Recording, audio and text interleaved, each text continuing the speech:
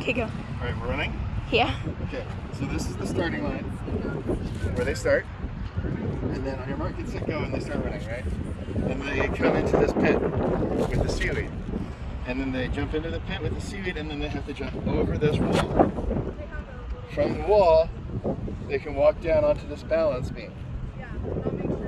And from the balance beam, they have to jump to this little hopscotch obstacle where they do 2 feet together, 2 feet apart. And they have a very short rest as they have to vault on top. From there, they will jump down onto this zigzaggy balance beam. Notice that it is thinner and zigzaggy, unlike our previous balance beam. So it will be much more difficult.